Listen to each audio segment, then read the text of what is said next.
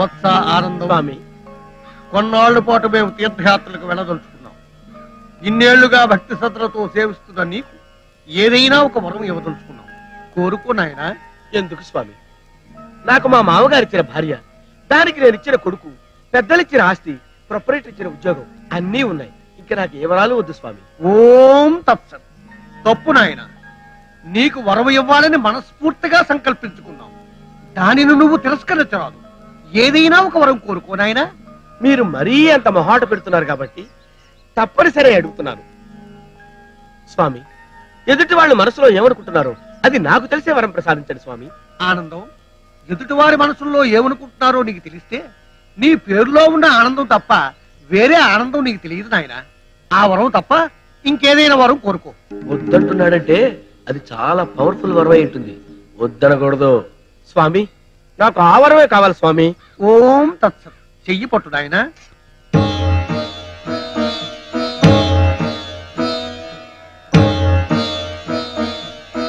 ఓం తత్సత్. వత్స ఆనందం, నీకు ఈ క్షణం నుండి ఎవరి మనసుల్లో ఏమనుకుంటున్నారో స్పష్టంగా తెలుస్తుంది నాయన. ఓం తత్సత్. ధన్యుడి స్వామి. శుభమానాలు అశుభమానాలు తెలియట్లేదు నాయన. మీరు మనసులో ఏమనుకుంటున్నారో నాకు అర్థమైంది స్వామి. శుభమానాలు అశుభమానాలు తెలియని సంకట స్థితిలో ఉన్నారు. మీరు నాకు వరం ఇచ్చారుగా, మిగతాది నేను చూసుకుంటాను. వెళ్ళిరా నాయన. ఓకే, బాయ్ స్వామి. నమస్కారం సార్. నమస్కారం. ఈయన ఎంత మంచివారో. ఈయన ఉద్యోగం ఇప్పించబట్టే ఇంత హ్యాపీగా ఉన్నాను. ఈయన 10 కాలాల పాటు పచ్చగా ఉండాలి. వస్తాను సార్. ఇలాంటి విషయాలు తెలిస్తేనే ఎదుటి వాళ్ళ మనసులో ఏముందో తెలుసుకునే వరం సంపాదించింది. నేనెవరో పిచ్చోడేంటి?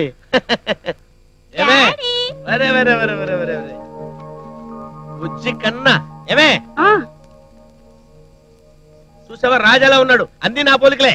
అమాయకుడు ఇంటికి రాగానే బుజ్జిగాడిని ఎత్తుకుని తెగ ముద్దులాడతాడు. బుజ్జిగాడు తనకు పుట్టలేదని తెలిస్తే ఏమైపోతాడో పాపం. ఏంటి అంటున్నావు? అబ్బే నేనేమనలేదండి. పైకేమనలేదు, లోపలేమనుకుంటున్నావని. లోపల నేనేమనుకోలేదండి. పిచ్చి పిచ్చి వేషాలు వేసేంటో నరికేస్తాను. నువ్వు లోపలేమనుకున్నావు? అక్షరం నాకు వినపడింది. చెప్పేమనుకున్నావు? బుజ్జిగాడు అచ్చు మీ పోలికే ఉన్నాడని అనుకున్నానండి. అలాగే అనుకున్నావా? నిజమేనా? అవునండి, మీ మీదొట్టు. అలా అనుకున్నావా? మరి నాకు ఇంకోలా వినపడింది ఏంటి? కొత్త వరం కదా, వాడకంలో పడితే క్లియర్ గా వినపడుతుంది. ఏది ఏమైనా ఈ వరం ఉన్న సంగతి ఎవ్వరికి చెప్పకూడదు. తెలిస్తే మనసులో మాట మార్చేస్తారు. వెళ్ళి అన్నం పెట్టు. ఎందుకు పనికి రాకపోయినా అందుకు మాత్రం రెడీ. కొత్త వరం కదా, ఇంకా అరగాలి. వస్తున్నాను.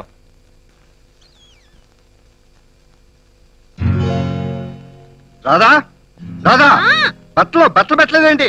యువతల పనిలో ఉన్నారు, మీరే తీసుకోండి. 7 ఏళ్ల నుంచి ఏ డ్రెస్ వేసుకోవాలో ఇవ్వడం అలవాటు చేసి ఇప్పుడు నన్ను తీసుకోమంటే ఎలా? నాకు మాత్రం 1000 చేతులు ఉన్నాయా? తీసుకోండి. సర్దుకుపోవాలి. సర్దుకుపోవాలి.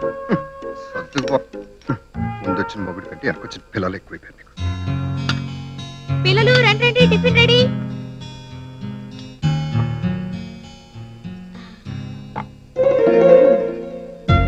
ఇంకొంచెం కావాలా? నాకు పూరీ కూర great, bread omelette double great, నాకు చపాతీ బోల్డ్ గ్రేట్. త్వరగా తినండి, టైం అవుతుంది. బ్రెడ్, పూరి, చపాతీ, ఆమ్లెట్ పిల్లలకు పెట్టగా మిగిలింది నాకు పడేసేవాళ్ళు. కాదా, ఎంత పాత మొగుడైనా మరి అంత చీప్ గా చూడకూడదు. పాత మొగుడైనా మంచి మొగుడు కాబట్టి రకరకాల టిఫిన్లు చేసి మీ ముందు శాంపుల్ పెట్టానండి. మీకు ఏది నచ్చితే అది తినొచ్చు. మాటలు చక్కెరలో వేసి తిప్పడం బాగానే నేర్చుకున్నావు మీ బాబులాగా. ఇదిగో మాట్లాడితే మా నాన్న గురించి మాట్లాడతారు. మా నాన్న నాడిపోసుకోవడం తప్ప మీకు వేరే పనే లేదు. త్వరగా తినండి,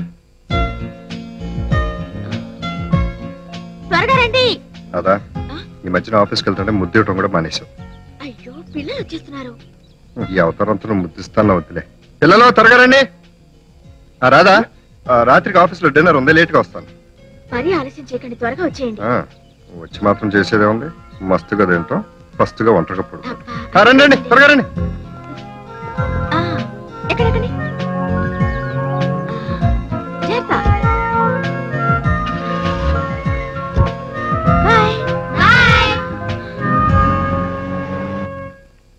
బాస్ ఏంటి మధ్య చిరాగ్గా ఉంటున్నారు?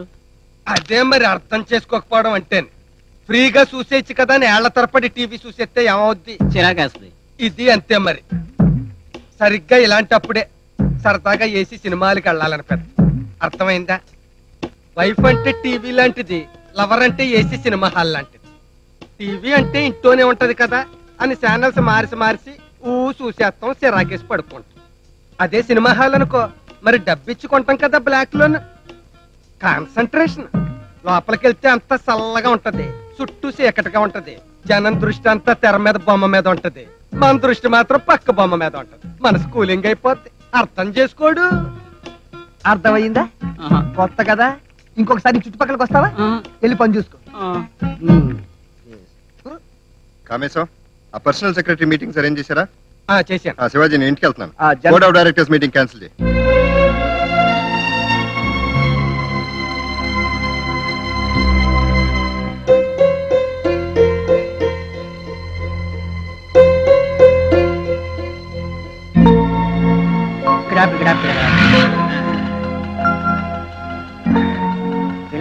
పాపం తీసుకోండి.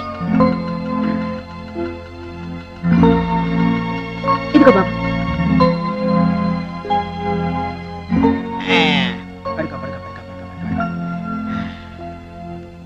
ఇదిగో కృష్ణ, ఎగ్జిబిషన్ మాత్రం సూపర్ గా ఉందయ్యా. ఇదిగో పిల్లల్ని పడుకోబెట్టే పని పూర్తయింది. ఇంకేదైనా పని ఉంటే చెప్పవా? నన్ను కూడా ఎత్తుకెళ్ళి పడుకోబెట్టండి. అంత పెద్ద పని చెప్పాడేంటి? చూడమ్మా, మొగుడన్నాక ఆ మాత్రం చిరాకు విసుగు ఉంటాయి. అందరూ నాలాగా ఉండరు. పిల్లలు జాగ్రత్త. వస్తాను.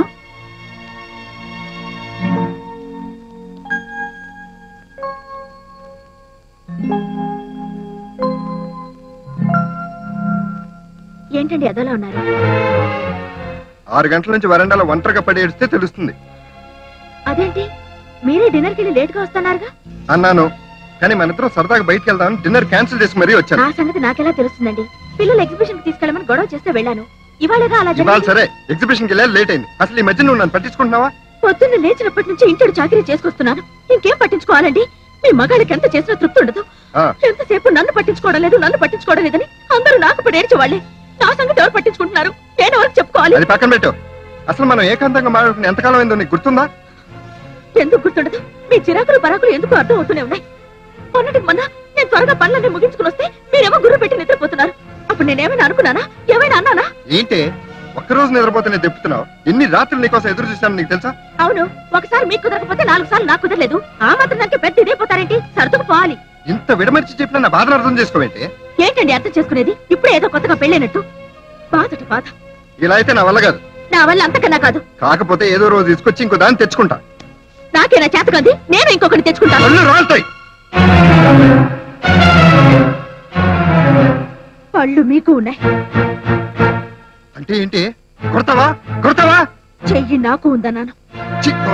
పోక తీరిక కూర్చుని మీతో తిట్టు తినడానికి నాకు ఓపిక లేదు. ఆడ్ ఎగ్జిబిషన్ పోకపోయినా బాగుండేది. అనవసరంగా మాటలు పడాల్సి వచ్చింది. మాటలు తిప్పుతావేంటే? ఎగ్జిబిషన్ కి వెళ్ళినందుకు తిట్టాను నిన్ను. మాటలు తిప్పాల్సిన కర్మ నాకేంటండి? ఇంకెప్పుడు మీకు చెప్పకుండా ఎక్కడికి వెళ్ళు మహాప్రభు. మీకు నమస్కారం. రండి, ఫోన్ చేయండి. కడుపు నిండా పెట్టావుగా, చాలే.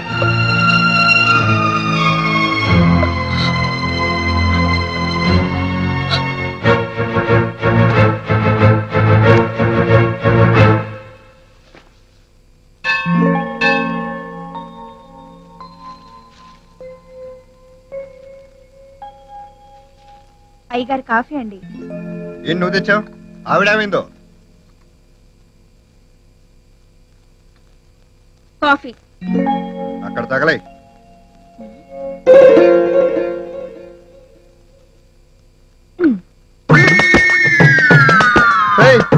ఏంటి అక్కడ పెట్టావు? మీరే తీసుకోండి.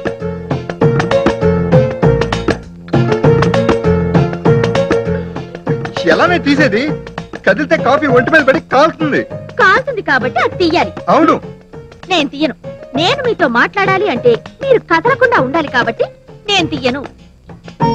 ఇప్పుడు చెప్పండి. ఏంటి చెప్పేది? ముందు కప్పుది. రాత్రి ఏమన్నారు? ఇంకో దాన్ని తెచ్చుకుంటారా అన్నాను. తప్పేంటి? కప్పుది. అయినా పిల్లలు నీలాగా జడ పదార్థంలా తయారయ్యి రోజు రోజుకి పని మనిషి కంటే అన్యాయంగా ఉంటే ఏ మొగుడైనా ఇదే పని చేస్తాడు. కప్పుది. చేస్తారు. ఒళ్ళు కొవ్వెక్కి చేసే పనులకి పెళ్ళాల మీద వంక పెట్టడం. అయినా సంసారం చేసుకునే ఆడవాళ్ళకి అస్తమానం టింగురాగా మన షోకులు చేసుకోవడం కుదరదు. అదొక్కటేనా? ఇంతకు ముందు ఆఫీస్ పనుల్లో కూడా ఎంత హెల్పింగ్ గా ఉండేదానివి, ఇప్పుడు కనీసం ఇంట్లో కూడా. మీరే చూస్తున్నారు కదండి, నాకు టైం ఎక్కడ ఉంటుంది? నీకు అన్నిటికీ టైం ఉంటుంది, నాతో గడపడానికి మాత్రం టైం ఉండదు. ఒక ముద్దు లేదు, ముచ్చట లేదు, సరసం లేదు, శృంగారం లేదు. ఎంట కట్టేస్తున్నావు కదే. చదువుకోండి. బాధ్యతలు పెరుగుతున్న కొద్దీ ఇలా ప్రతిరోజు ఎప్పుడు పడితే అప్పుడు సరసాలు కుదరవు సార్. సరే నా ఏడుపేదని ఏడుస్తా గానీ కప్పుది. తీయకపోతే ఒంటి మీద పడి ఒళ్ళు కాలుతుంది. ఎన్నిసార్లు చెప్పాలి? చూడండి మై డియర్ మొగుడు గారు, మొగుడు పెళ్ళాల బంధం కూడా పాదం మీద కాఫీ కప్పు లాంటిదే. ఏ మాత్రం బ్యాలెన్స్ తప్పి కింద పడినా కాఫీ కప్పు కింద పడి ముక్కలైనట్టు కాపురం కూడా ముక్కలైపోతుంది. ఇప్పుడు అదే జరుగుతోంది. ఆ కోపే వద్దనేది. ఇక నుంచి చిరుపురులు కోపతాపాలు లేకుండా ఒకళ్ళ కష్ట సుఖాల్లో ఒకళ్ళు పంచుకుంటూ సర్దుకుపోవాలి. అంతేగా? ఒక్కళ్ళు సర్దుకుపోవడం కాదు, ఇద్దరు కలిసి సర్దుకుపోవాలి. ఎక్కడికి వెళ్తావు? కప్పుది. అయ్యో తీసుకోండి. నన్ను ఎంతలా ఇరికించి ఎంత క్లాస్ పీకావే? ఈ ట్రైనింగ్ అంతా మీ బాబుదేనా? ఇదిగో ఇదిగో మధ్యలో మా నాన్న సంగతి ఎందుకు? త్వరగా రెడీ అవ్వండి, ఆఫీస్ కు టైం అవుతుంది. ఎప్పుడు మా నాన్న నాలుగు పూసుకోండి. కర్మ ఏంటో తనిపించుకోవాలి.